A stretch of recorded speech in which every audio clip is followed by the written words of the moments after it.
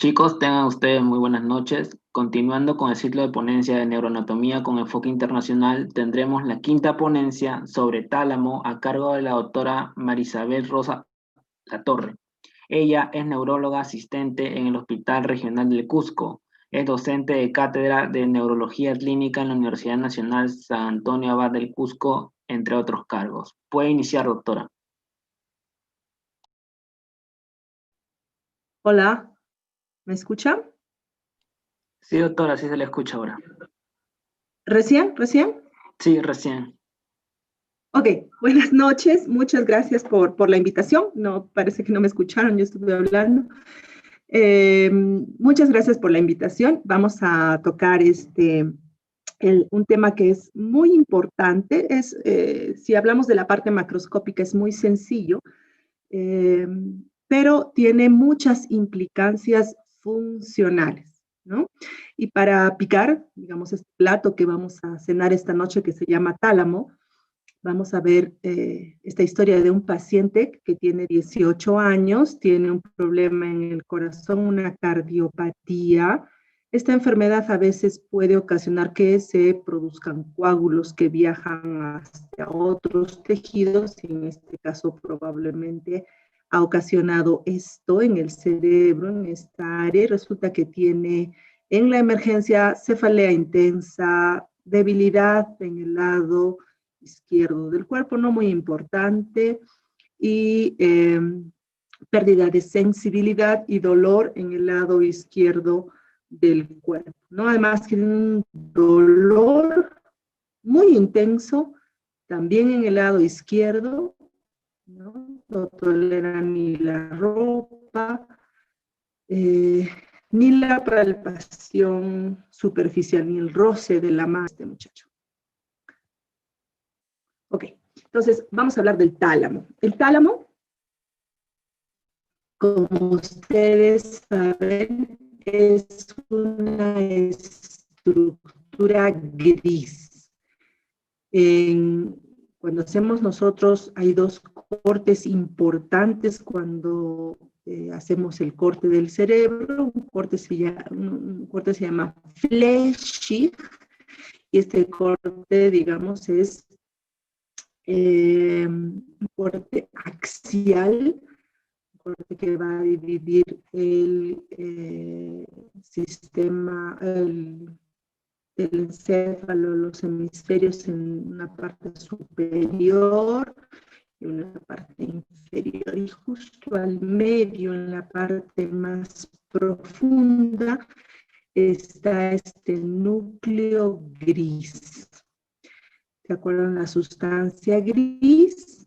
¿No es cierto? ¿Qué significa sustancia gris? Significa el conjunto o el acúmulo de cuerpos celulares de las neuronas.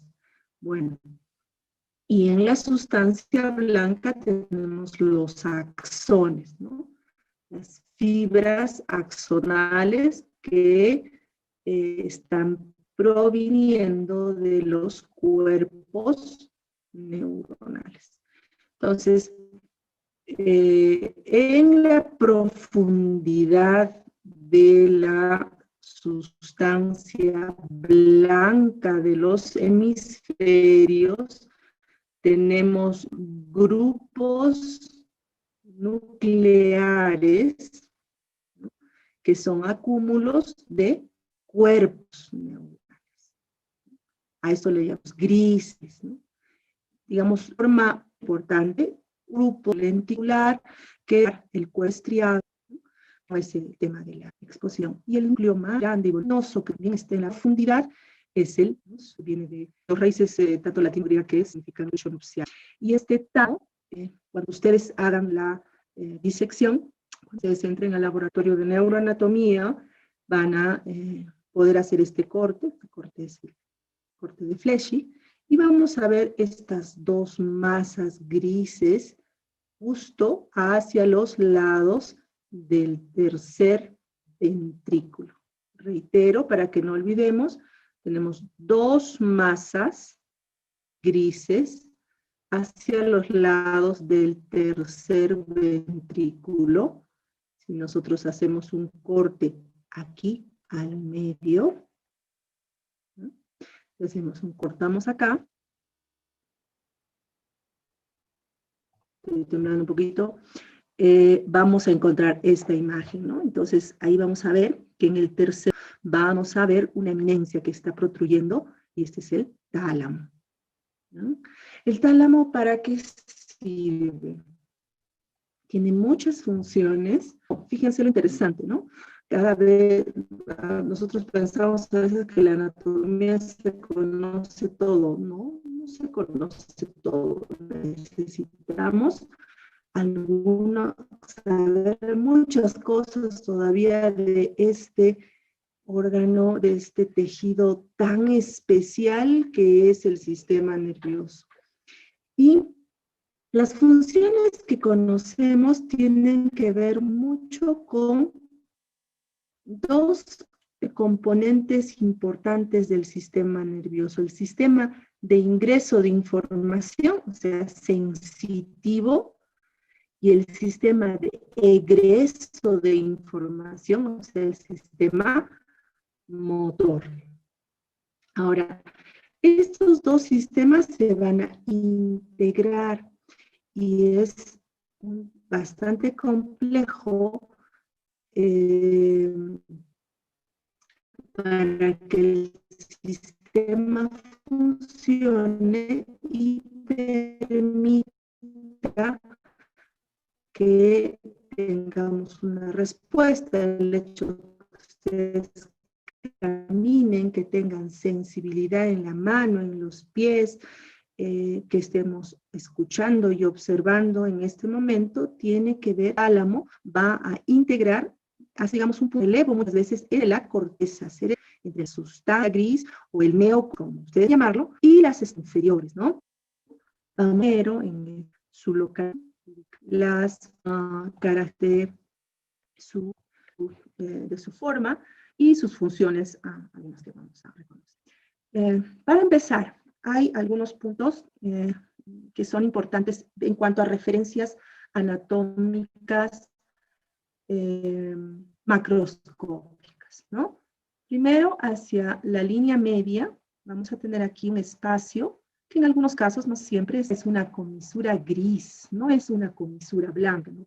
Como la comisura blanca anterior, la comisura blanca posterior, la que relaciona un lado con el otro, pero esta es diferente porque va a ser una comisura gris, quiere decir que ahí va a haber cuerpos neuronales. A veces está, no siempre, cuando nosotros hacemos el corte en la línea interhemisférica, espacio que va a incluir o va a estar en relación con una estructura que se desarrolla un poco más lento en su evolución que el resto de los hemisferios cerebrales. Y todas estas estructuras de esta zona se llaman diencéfalo y vamos a ver qué son. Ok, esta diapositiva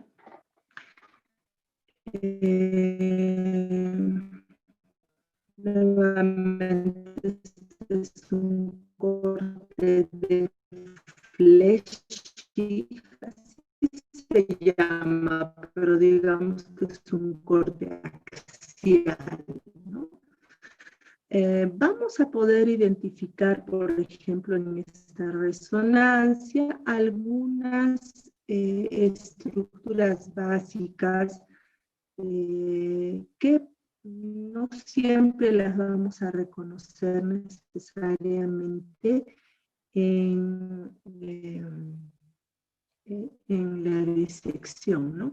A veces podemos ver que aquí al medio del tálamo y en forma de Y se distribuye una capa delgadita de sustancia blanca, ¿no? La que la vamos a llamar lámina medular interna, hacia la parte externa, hacia la parte lateral.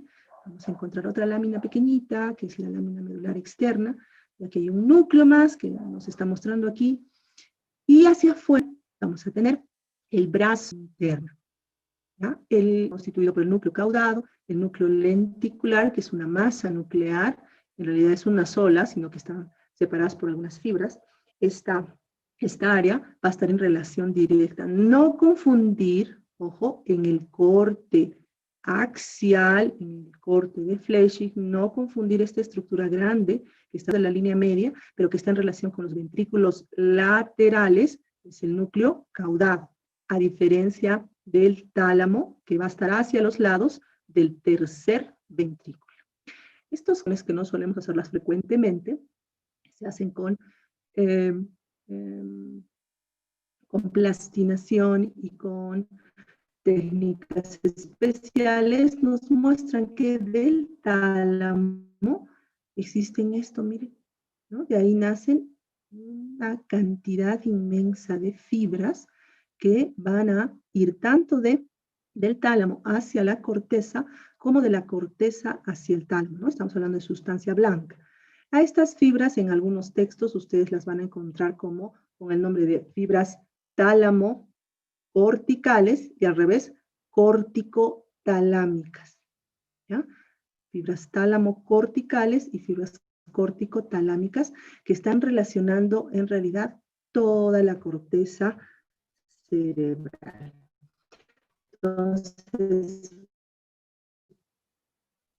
el tálamo es donde va a converger finalmente acción sensitiva, motora y otras más que todavía quizás necesiten mucho estudio, sobre todo en relación con este lóbulo, el lóbulo más grande que tenemos, que es el lóbulo frontal.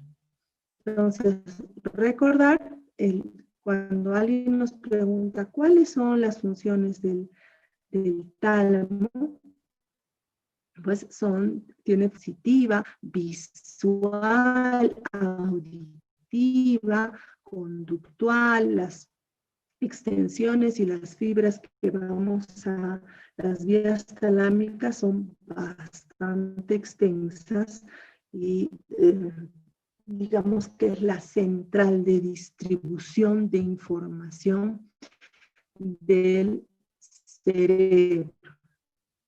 Algunos aspectos también importantes es la participación en el estado de conciencia, que es la conciencia, es la capacidad de reconocer la situación del individuo, su relación con uno mismo y con el entorno. Ustedes van a encontrar que al tálamo se llama también tálamo óptico o tálamo dorsal, ¿no? Pero en realidad es equivalente a decir tálamo.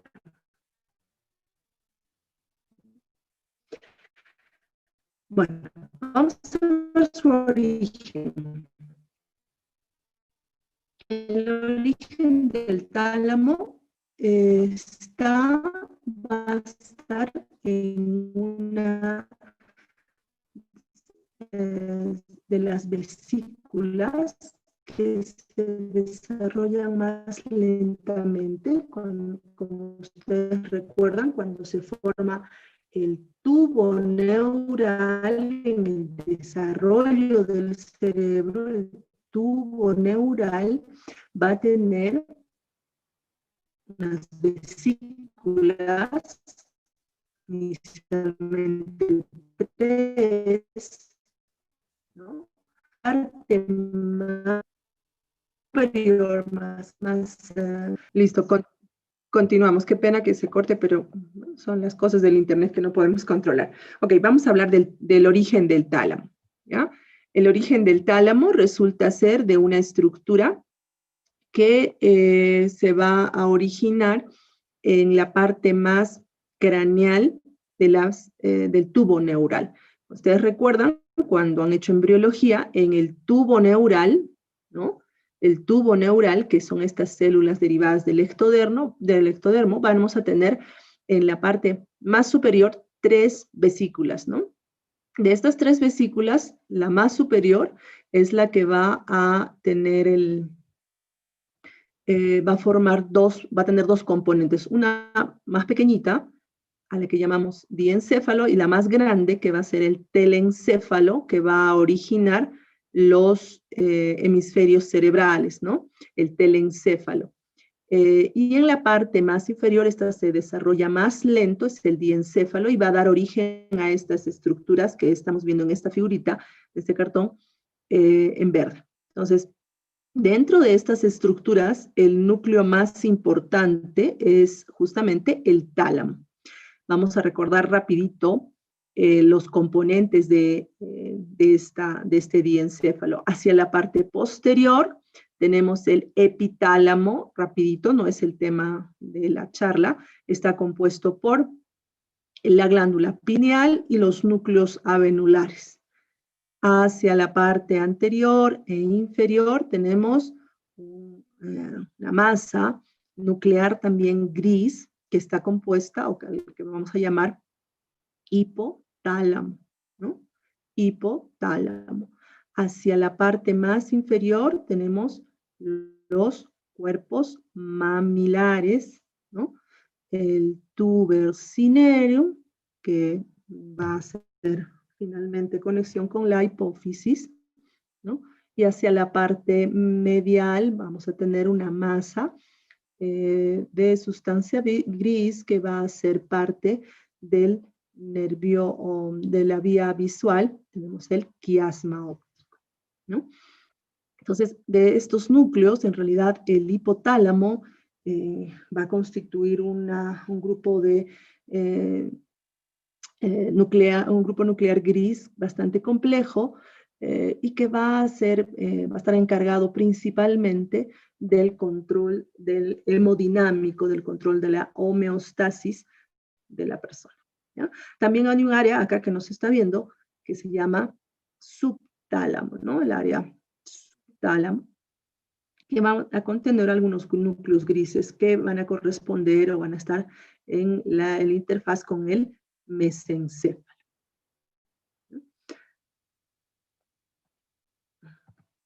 Bueno, el tamaño es bastante pequeñito, más o menos 4 centímetros. Si nosotros hacemos este corte axial, vamos a ver que es bastante voluminoso, y para no confundir, ojo, está hacia los lados del tercer ventrículo, ¿no? Aquí vemos la resonancia magnética, la neuroimagen actualmente nos ayuda a definir mucho mejor estas imágenes. Bueno, entonces, su principal relación y su cara medial, la cara medial del tálamo, va a estar en relación directa con este espacio del tercer ventrículo. Okay. Vamos a imaginarnos que esta masa fuera como un cubo o como una estructura con 2 porciones opuestas, ¿no? 2 extremos, un extremo anterior aquí y un extremo posterior. El extremo anterior tiene una relación anatómica muy importante con este agujerito, ¿no? Es el agujero interventricular o agujero de Monro. Si ustedes buscan literatura un poquito más antigua, como antes le ponían nombre a todo, este es el agujero de Monro. Y el agujero de Monro es el que va a conducir el líquido cefalorraquídeo desde los ventrículos laterales hacia el tercer ventrículo, ¿no? Entonces, la porción anterior tiene relación directa con este agujero. En la porción posterior, acá, tenemos un núcleo grande que se llama pulvinar, y ese núcleo está en relación con esta estructura, ¿no?, que corresponde al mesencéfalo. Aquí está el mesencéfalo, creo que ya han hecho tronco encefálico, ¿no es cierto? Este es el mesencéfalo, el puente, el bulbo, ¿no? Entonces, hacia esta zona, en la parte posterior del mesencéfalo, tenemos unas masas, unas eminencias que se llaman los colículos, 2 superiores, 2 inferiores, ¿no? hacia la parte más lateral y más externa. Acá también hay dos eminencias pequeñitas, vamos a verlas en más detalle luego. Se llaman los tubérculos cuadrigéminos, y acá en la esquinita está una estructura que no pertenece al tálamo, que se llama avénula, las avénulas. Ok, entonces les decía, vamos a asumir que este es un cubo que tiene una cara superior, una cara inferior, una cara lateral, medial, ¿no es cierto? Y bueno, los dos polos, ¿no? Anterior y posterior. Entonces, su borde superior, este es un corte específico, su borde superior, nosotros tenemos un corte aquí, vamos a ver el piso del ventrículo lateral hacia los lados, ¿no? El piso del ventrículo lateral, y ahí vamos a ver que está en la prominencia, ¿no? Este borde o esta superficie, ¿no? Que sería la cara superior del tálamo, va a tener algunos límites que vamos a reconocer. En la disección deben encontrarlos, ¿no? Hacia la parte más interna, ¿no? Vamos a reconocer la estría medular, aquí, ¿no? Y esto va a dividir la cara superior de la cara hacia abajo, la cara superior de la cara medial, ¿ya? La cara superior de la cara medial, de la superficie medial del tálamo, está dividida por la estría medular aquí, ¿ya? En la parte lateral, borde lateral, vamos a tener una estructura que también es sustancia blanca, que se llama estría terminal, que va junto con la vena tálamo estriada. Esta vena es muy importante porque va a recoger el drenaje, va a ser el drenaje del cuerpo estriado. Ya habíamos dicho, cuerpo estriado es el núcleo caudado y el lenticular que no se ve aquí. También aquí, en la cara superior, vamos a ver el plexo coroideo, que lo van a poder reconocer en la disección. El plexo coroideo. A la parte medial, también el tercer ventrículo, es muy frecuente que encontremos acá el plexo coroideo del tercer ventrículo. El plexo coroideo son masas vasculares que van a participar en la producción del líquido cefalorraquídeo.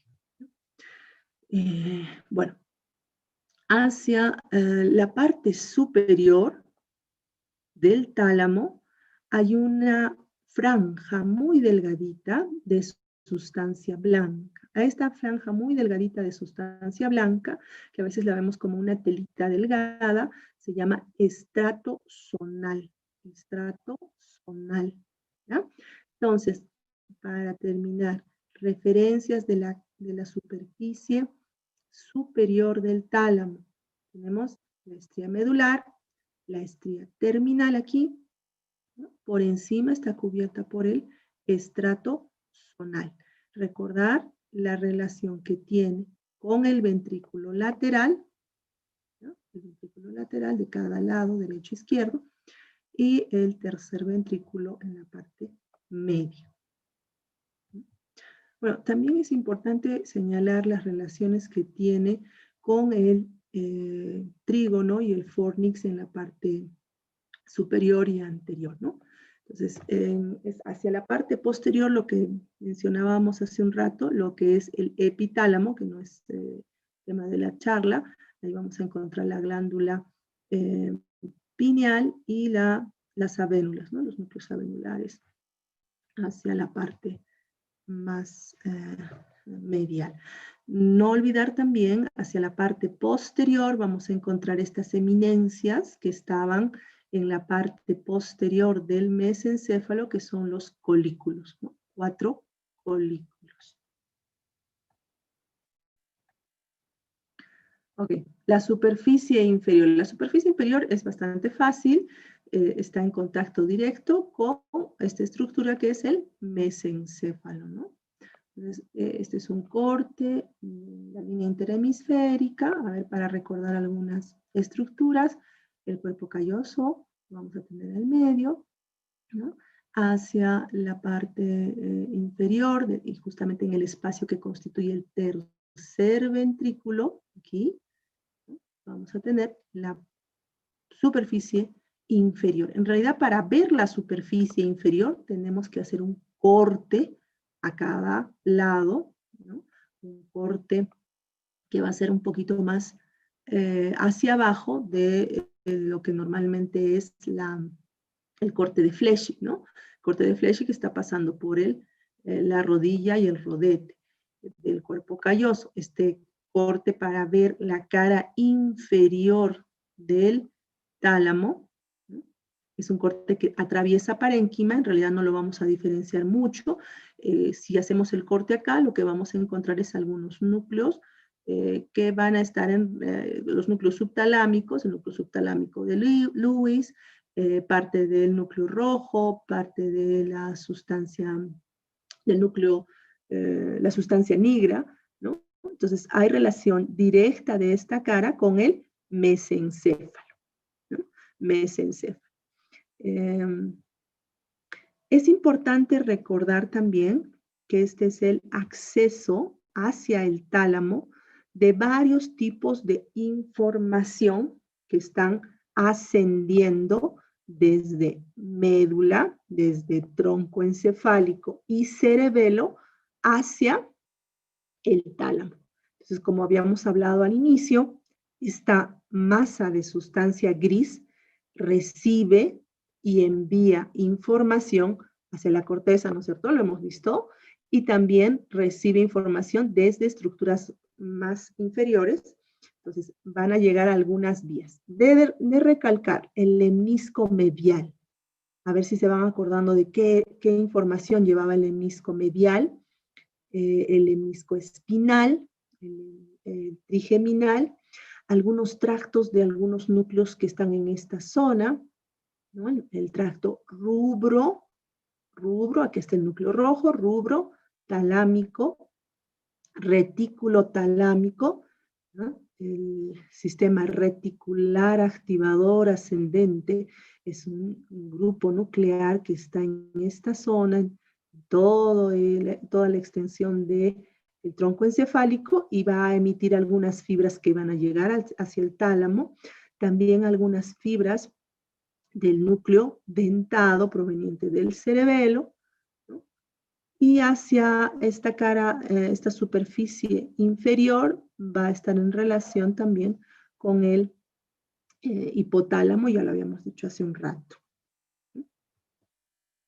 Ok, las dos superficies más que nos resta por ver, primero hacia la cara medial, tenemos, o hacia la superficie medial, el tercer ventrículo, ¿no? Que va a demarcar toda la extensión de la cara medial. Y a veces, no siempre, está la comisura gris intertalámica, que también se llama masa intermedia.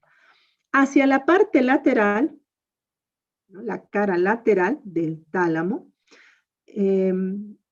aquí hay un núcleo que no se está representando aquí, hay un núcleo delgadito que es el núcleo reticular, y hacia la parte externa tiene esto, ¿no? Que es una banda de sustancia blanca que va a ser parte del brazo posterior de la cápsula interna. La cápsula interna viene acá, brazo anterior, brazo posterior, ¿no? Entonces, el tálamo tiene su superficie lateral en relación con el brazo posterior de la cápsula interna.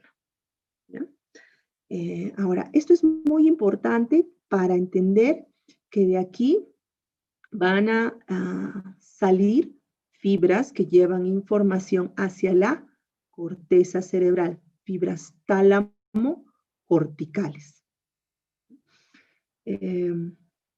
En la imagen, en realidad, como ustedes ven, la diferenciación de estas áreas no siempre es tan clara. A veces en la disección se nota mucho mejor, en algunos cerebros atróficos a veces lo vemos un poquito mejor, pero no siempre. Vamos a aprovechar esta imagen también para ver un poquito de la sistematización de la sustancia gris y la sustancia blanca. Esta masa nuclear, Cuando nosotros hagamos el corte, en algunos casos vamos a encontrar unas fibras o una bandeleta de sustancia blanca que la atraviesa así en forma de Y, como se ve acá, ¿no? Y va a dividir el tálamo justamente en sus grupos nucleares, ¿no? Anterior, medial y lateral, que lo vamos a ver ahorita. Y hacia la parte externa, nuevamente acá no está representada una bandeleta pequeñita que es la lámina medular externa. Si nosotros hacemos un corte coronal, lo que vamos a encontrar es esto. Un grupo nuclear medial, un grupo nuclear lateral, y esta bandeleta de sustancia blanca, que es la lámina medular, que también tiene núcleos grises intralaminares.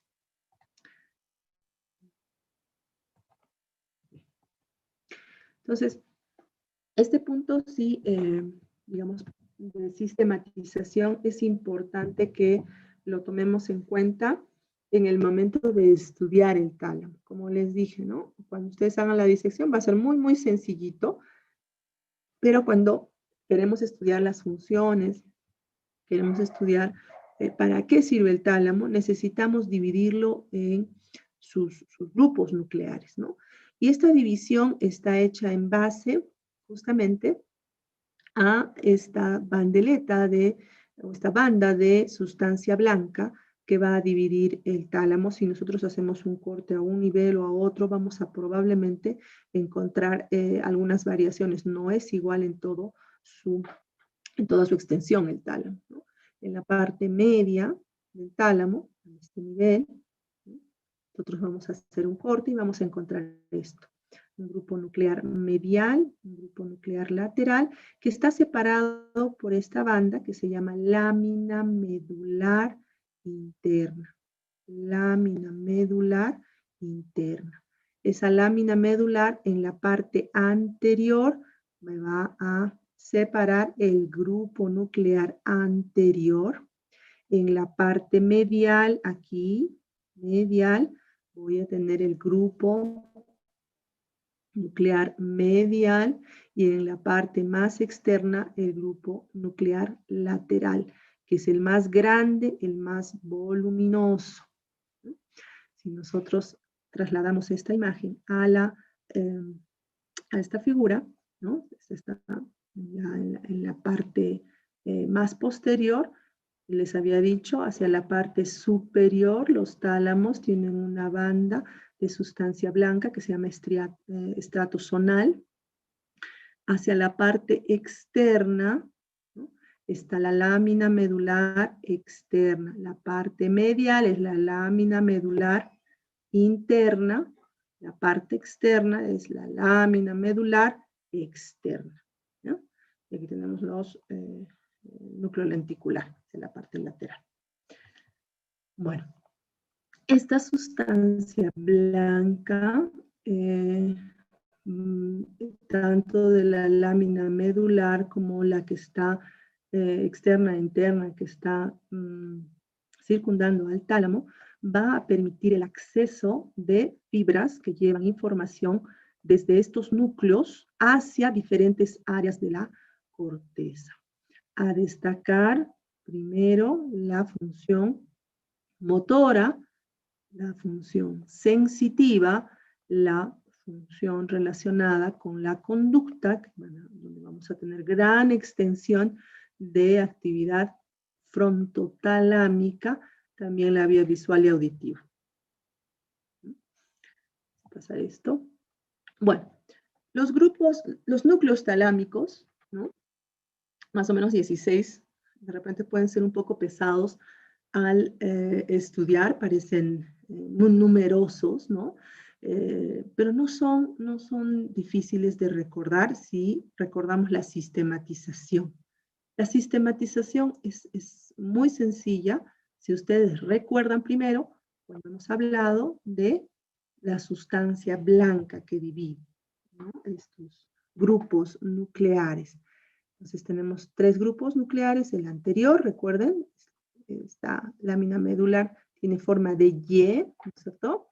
Tenemos un grupo nuclear anterior en la parte la parte más anterior, valga la redundancia, del tálamo, un grupo medial, ¿no?, que va a estar en contacto con el tercer ventrículo, y un grupo lateral, ¿no?, que va a estar en relación con el brazo posterior de la cápsula interna, ¿no? Bueno, recordar también que existen algunos grupos de núcleos, algunas masas pequeñitas de sustancia gris dentro de la lámina medular interna que van a relacionarse hacia la parte, o van a emitir información hacia el lóbulo frontal especialmente. Vamos a ver. Estos dos, el grupo nuclear anterior y el grupo nuclear medial, en el desarrollo del diencéfalo son los más antiguos, y a ellos se les llama paleotálamo, ¿no? Incluye algunos núcleos que hay que mencionarlos, los núcleos medianos, los núcleos paraventricular, la parte más inferior, el núcleo romboidal y el núcleo reunidos. Sus funciones, no muy claras en algunos casos, van a estar en relación con la actividad de las estructuras prefrontales, ¿no?, de la cara lateral y la cara inferior del lóbulo frontal. Los núcleos laterales. Este es el grupo nuclear más importante. Algunos suelen minimizar la función del tálamo, básicamente al grupo nuclear lateral, ¿no? Es cierto que vamos a tener aquí las funciones más evidentes del tálamo, pero ojo, este es un complejo nuclear que en realidad va a integrar la función del sistema nervioso en general. Entonces, los núcleos laterales, que son en su desarrollo los más nuevos, se van a llamar neotálamo, ¿ya? Otra vez, grupo nuclear anterior y grupo nuclear medial es el paleotálamo, y el grupo nuclear lateral es el neotálamo. Ahora, el grupo nuclear lateral, por favor no se pierdan, aquí necesito que presten atención. El grupo nuclear lateral vamos a imaginariamente dividirlo en dos partes, ¿no? Y vamos a decir que hay núcleos dorsales y núcleos ventrales. Reitero, solo para el grupo nuclear lateral tenemos núcleos dorsales y núcleos ventrales, ¿ya? Dentro de los ventrales está el ventral anterior, ventral lateral, ventroposterolateral, ventroposteromedial, núcleo pulvinar hacia la parte posterior y los cuerpos geniculados hacia la parte posterior. Todos estos son núcleos grises, ¿no? Entonces, de todos estos núcleos, las funciones que se han definido o que se han visto que relacionan el tálamo, modulan el tálamo hacia la parte anterior, el núcleo ventricular, ventral anterior, el núcleo ventral lateral, tienen funciones eminentemente motoras, ¿no? Entonces van a dirigirse hacia la corteza motora. ¿Cuál es la corteza motora?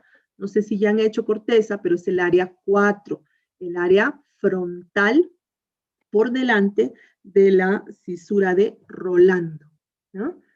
Ese es el área motora primaria, ¿sí? Los núcleos posteriores, hay dos, ventroposteromedial, está más pegado hacia la línea media, y ventroposterolateral es más externo. Estos dos núcleos tienen relación directa con la función sensitiva y van a hacer un relevo sensitivo, neuronas que van a suplir o van a llevar información sensitiva hacia la corteza sensitiva. ¿Cuál es la corteza sensitiva? El área 312 o el área postrolándica, la circunvolución postrolándica. Esta partecita me gustaría que sí la recuerden, voy a repetirla. Los núcleos ventral, lateral y ventral anterior van a modular información que llega desde la corteza motora, el área 4, o la corteza, o la circunvolución prerolándica, área 4. ¿Ya? Lo segundo, los núcleos posteriores, ventrales posteriores, medial y lateral, tienen que ver con la función somatosensorial, la función sensitiva, y van a intercambiar información con la corteza postrolándica o el área 3-1-2. Vamos a verlo en detalle más luego. Hacia la parte posterior tenemos una eminencia bastante voluminosa del tálamo, que se llama, o que es el núcleo pulvinar. Este núcleo pulvinar tiene relación con las áreas de asociación que van a permitir la interrelación motora sensitiva, ¿no? Hacia la parte posterior, hacia los lóbulos parietal, temporal y occipital. Bueno, acá tenemos hacia la parte posterior dos grupos nucleares, derecho e izquierdo, uno que es lateral y otro que es medial, que tienen que ver con la función auditiva y la función visual que el diencéfalo va a cumplir y que el tálamo en el que el tálamo va a participar. Bueno, los núcleos ventral y dorsal tienen conexiones con algunas áreas inciertas, no muy bien definidas, el giro singular, el lóbulo temporal, parietal, occipital, y también va a relacionar otros grupos talámicos, entre ellos. Los núcleos ventral anterior, ventral lateral, como habíamos dicho, cumplen actividades motoras. También van a recibir información de núcleos en la parte inferior de la sustancia negra, de la corteza premotora, ¿no? Del cuerpo, de la formación reticular y del cuerpo estriado también. El núcleo ventral lateral va a tener conexiones también con el cerebelo y el núcleo rojo.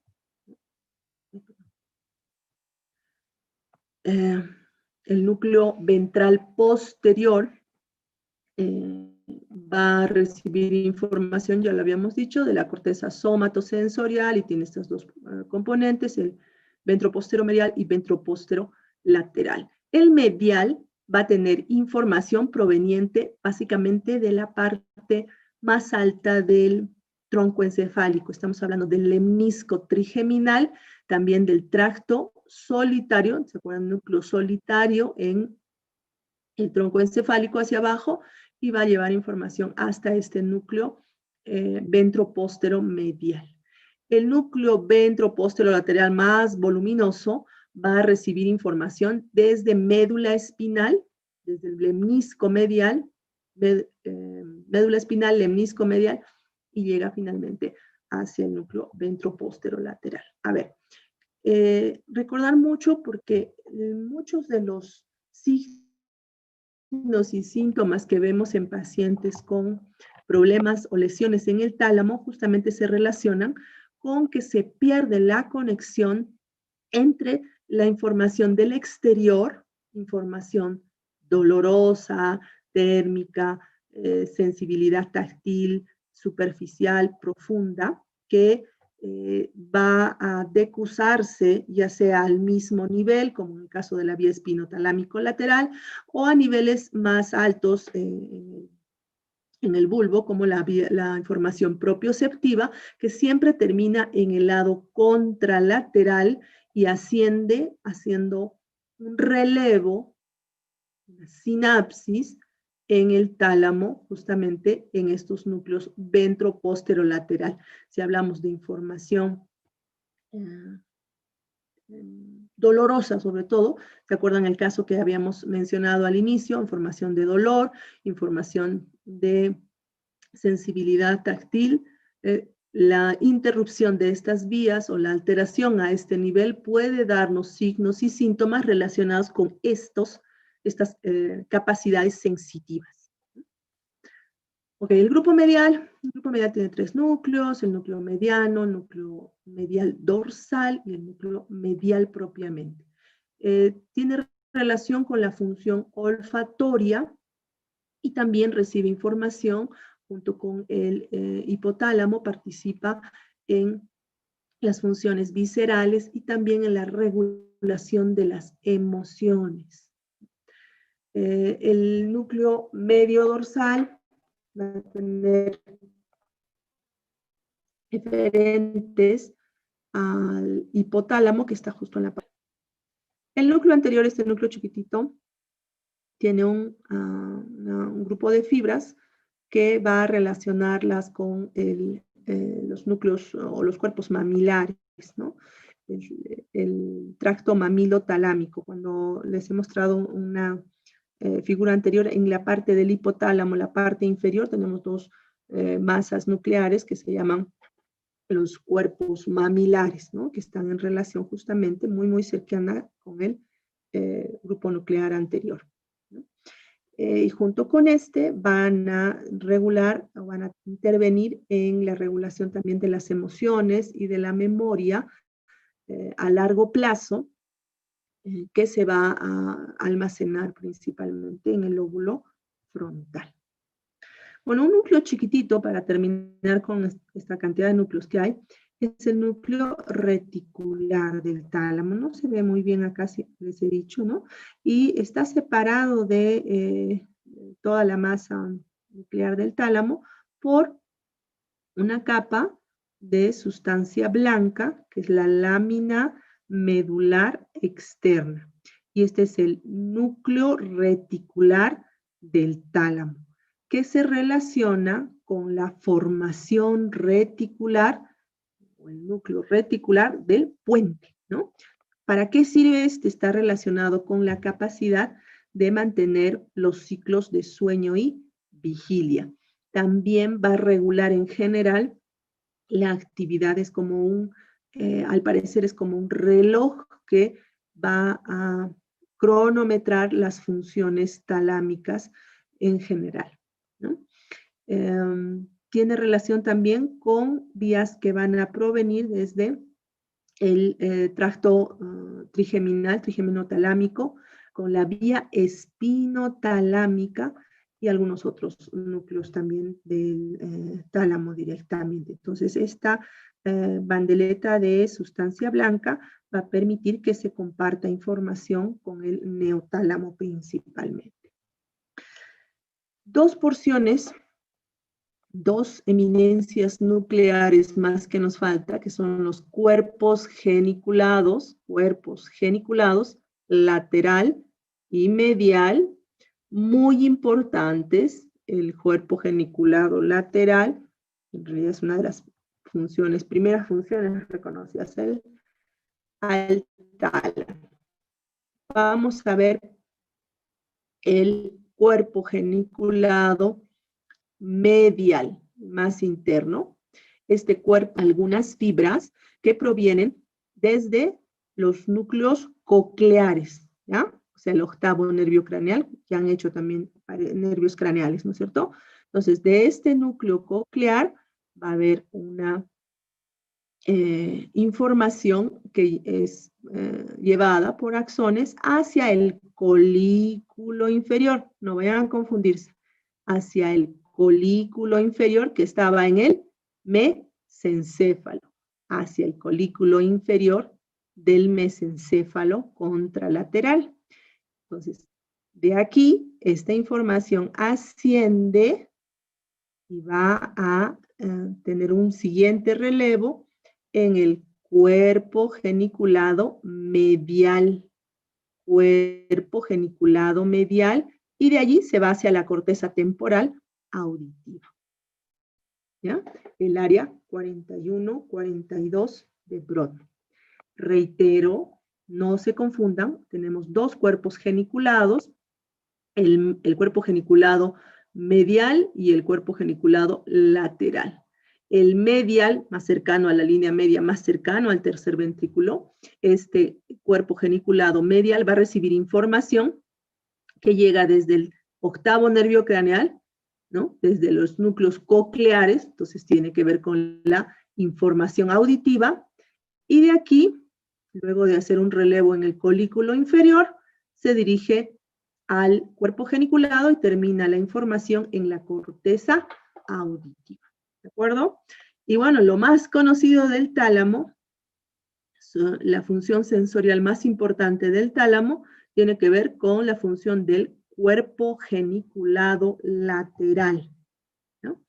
Entonces, la vía visual, diferente a esto, la vía visual que lleva información desde la retina va a llegar aquí una segunda neurona que va a dividirse en áreas que tienen distribución somatotópica, es decir, están en relación con una distribución ordenada de lo que recibe la retina.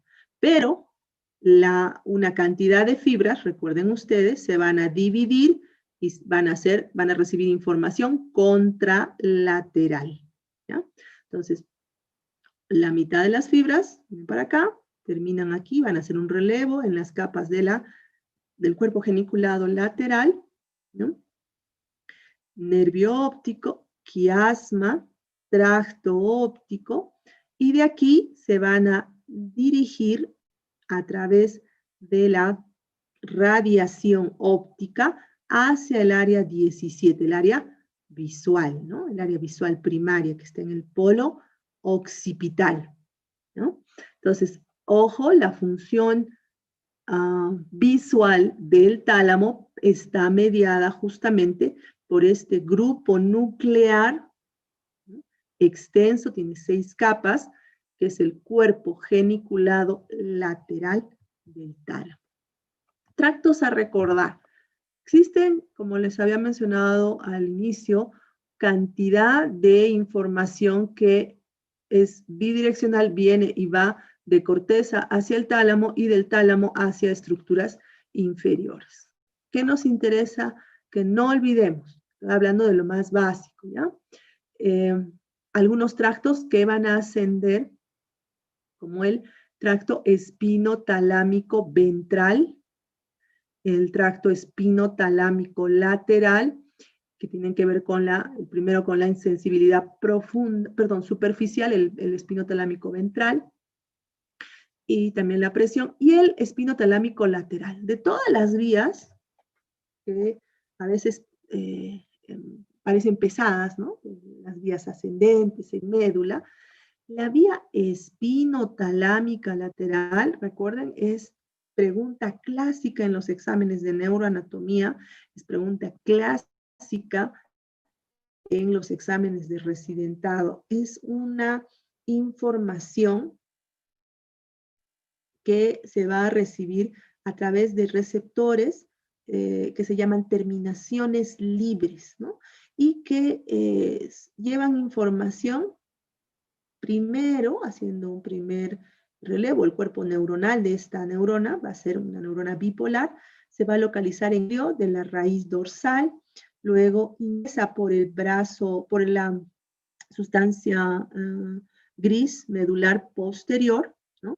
Y se decusa, cruza hacia el otro lado y asciende por el hemisco medial, llega al tálamo y del tálamo se va a ir hacia la corteza sensitiva, el área 312, el área post-rolándica, la circunvolución post-rolándica que tiene que ver con la información sensitiva. Entonces, no olvídense de esta vía.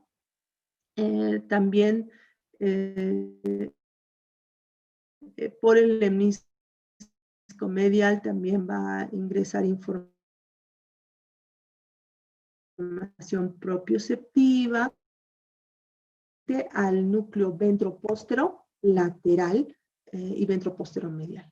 Entonces, un relevo importante, una pregunta importante suele ser, este núcleo ventropóstero lateral tiene que ver justamente con la información térmica dolorosa y en general con la información sensitiva.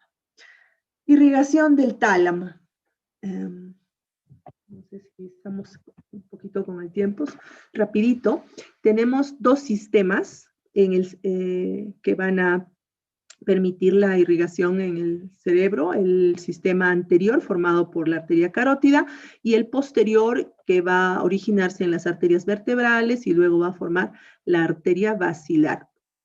Por su relación anatómica y su cercanía, el sistema posterior es el más importante, pero recordar que el sistema anterior está anastomosado con el posterior justamente por una arteria que se llama comunicante posterior. En algunos casos de esta y en la mayoría de los casos proveniente de la arteria basilar, va a estar la arteria cerebral posterior, que va a dar algunas ramas como la tálamo geniculada, ¿ya? La arteria coroidal o coroidea lateral, medial, posterior, que van a estar encargadas de la mayor parte de la irrigación del tálamo. Si queremos ser más claros, la masa talámica está principalmente, se suple principalmente de ramas de la arteria cerebral posterior y de la comunicante posterior, ¿no? Bueno, y para responder la pregunta del paciente, ¿no? Este paciente tiene un cuadro que se llama síndrome talámico, síndrome talámico posterolateral, también tiene este nombre, síndrome de Dejerin-Roussy, y resulta de la obstrucción, por cualquiera sea la causa, en este caso por un coágulo del pacientito, que llegó hasta la arteria tálamo geniculada, ¿no? Hizo que se produzca un infarto justo en la parte lateral del tálamo, y el paciente perdió la sensibilidad. En algunos casos estos pacientes tienen además movimientos anormales. ¿Por qué tienen movimientos anormales? Porque el tálamo tiene, como habíamos dicho, regulación también de la función sensitiva y motora. Muchas gracias por su atención, y si tienen alguna pregunta, lista para responder. Agradecerle, doctora, por haberse tomado el tiempo de editar esta ponencia. Bueno, chicos, vamos a pasar a las preguntas. Si tienen alguna pregunta, pueden dejarla en el chat de YouTube desde ahora.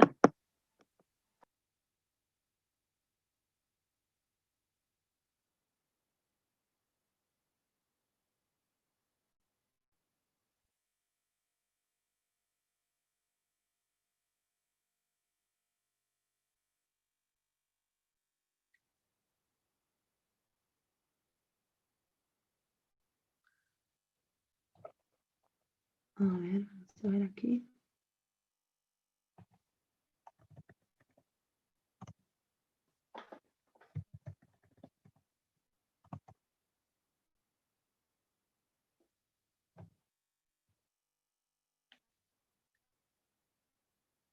Ok, espero sus preguntas.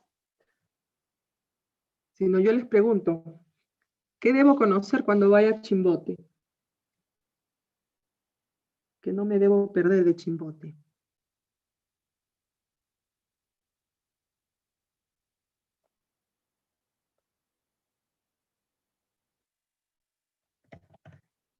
Geraldine me dice la Plaza de Armas. Listo, la Plaza de Armas.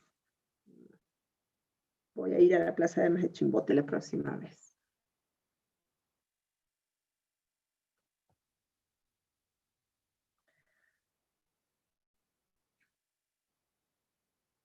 Tálamo es intrigante, ¿eh? Tálamo es una estructura que todavía constituye un enigma para muchos, y constituye también una fuente de estudio importante. Muchas enfermedades degenerativas, por ejemplo, Parkinson, Corea, etcétera, están teniendo estudios justamente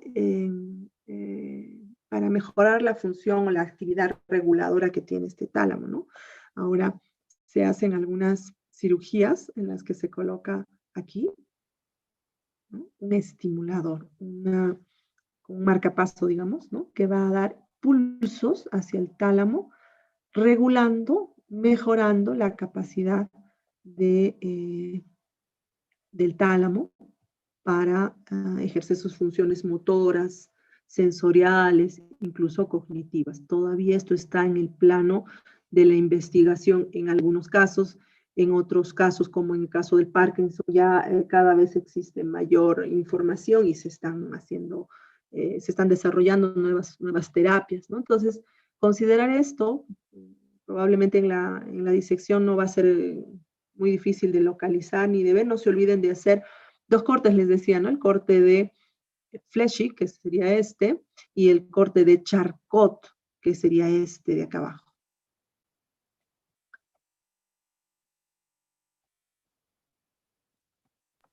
Tenemos una consulta, doctora. Sí, Nos dígame, dice, doctor. ¿qué bibliografía recomienda para estos temas de neuroanatomía?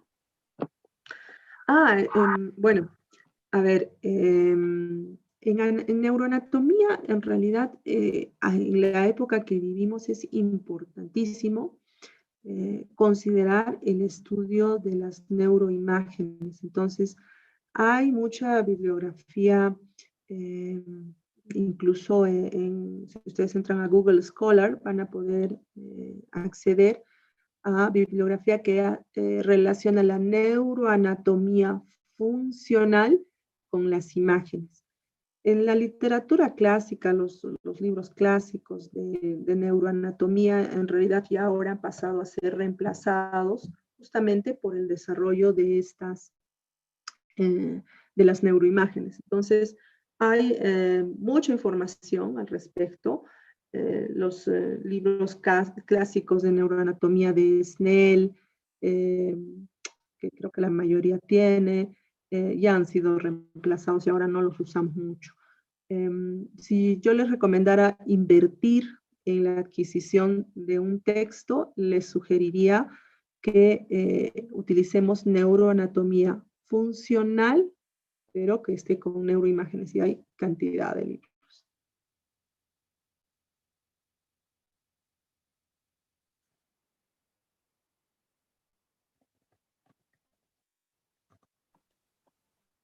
Bien, doctora, aquí tienen otra consulta. Nos dicen, buenas noches, doctora. Una vez estuve en una clase de neuroanatomía y me hablaron sobre la arteria de Percheron. ¿Podría orientarnos un poco más de ella, ya que produce una patología talámica? Muy, muy interesante. La arteria de Percherón no siempre la vamos a tener, y cuando se obstruye esta arteria produce un infarto de las dos arterias, de los dos tálamos, ¿no? Proviene en algunos casos, no siempre, proviene o es una rama que va a originarse en algunos casos de la arteria comunicante posterior,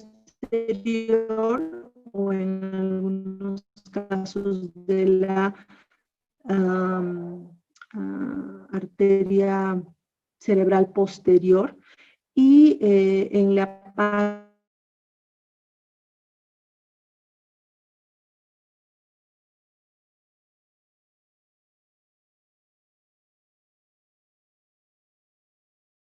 mismo tiempo. Esa es la patología. ¿Mm? Okay. ¿Se me escuchó? Recortado, se le escuchó. Se escuchó cortado. No se escucha. Ok. No, vuelvo a repetir, les decía, es una arteria que se va a originar en algunos casos. No es constante, no es una arteria constante, se va a originar en algunos casos de la comunicante posterior y en otros de la cerebral posterior, y va a estar encargada de la irrigación, sobre todo de la parte anterior del tálamo. Cuando se obstruye esta arteria, vamos a ver infartos bitalámicos. Es la lesión o la arteria de Percherón, que le dice. No sé si se escuchó, ¿se escuchó?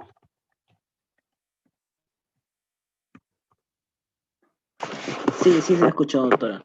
Tenemos otra pregunta. Nos dicen, ¿la lámina medular externa está en contacto íntimo con el núcleo reticular o con el brazo posterior de la cápsula interna?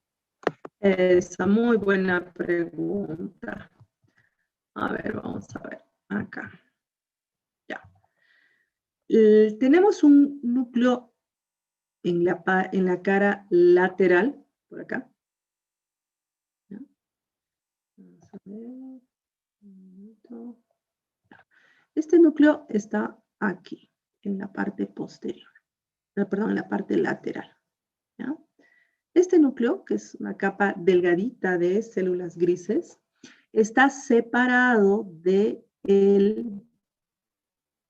grupo nuclear lateral, acá, grupo nuclear lateral, por una bandeleta de sustancia blanca muy delgadita que se llama lámina medular externa. Acá también la vemos, lámina medular externa. Entonces, esa lámina medular externa separa el núcleo reticular del tálamo de los núcleos laterales del tálamo. Hacia la parte externa, aquí, hacia la parte externa, tenemos el brazo posterior de la cápsula interna. ¿No? Es una referencia anatómica muy importante de recordar. Tenemos el núcleo reticular, el brazo posterior de la cápsula interna, y acá en la parte medial tenemos la lámina medular externa. Creo que también lo mencioné por acá. Vamos a ver.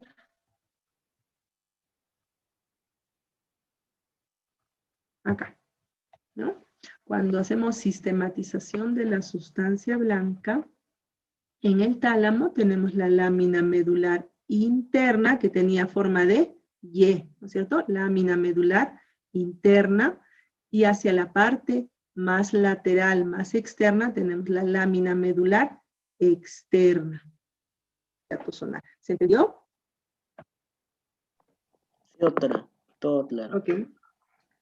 Listo. Al parecer ya no hay más preguntas. Agradecerle de nuevo por la excelente ponencia realizada y será para una próxima oportunidad. Gracias por la invitación. Un abrazo. Espero visitarlos pronto. Muchas gracias, lo permite doctora. el coronavirus. Claro. Gracias. Hasta pronto. Chao, chao. Recordarles, chicos, que para que estén al tanto de las ponencias deben suscribirse a este precioso canal, además de ingresar a los grupos de WhatsApp que están en la descripción de este video. Sin nada más que agregar, que tengan buenas noches.